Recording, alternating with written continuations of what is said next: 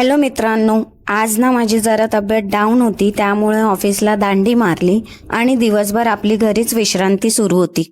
मी इथे बसून ताईची गंमत बघत होती. तिची मस्त तयारी चालू होती. तिच्या ऑफिसमध्ये न्यू इयरची पार्टी आहे ना, मग नटणं थटणं तर आलंच. ताईच्या बर्थडेचा केक अजूनही संपलेला नाहीये आणि आजच्या दिवसात हा किती केक खाणार आहे हे तुम्ही पुढे बघतच राहा. दिवसभर झोपून संध्याकाळी थोडं फ्रेश वाटलं म्हणून म्हटलं आधी कडक वाफावलेला चहा घ्यावा. बरं, माझा चहा पिऊन झाला, पण क्रिशचा राऊंड 2 सुरू झालाय केक खायचा.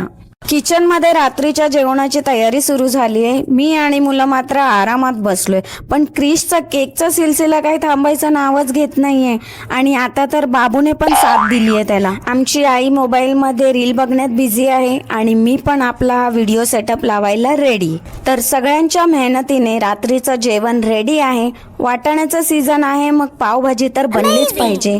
वास इतका छान सुटलाय की मला पण आता जोरात भूक लागली आहे. इकडे जेवायला बसलो आणि जेवण झाल्यावर गोड शेवट झाला तो आईस्क्रीमने. तर असा होता माझा आजचा दिवस. भेटूया पुढच्या व्लॉगमध्ये. बाय.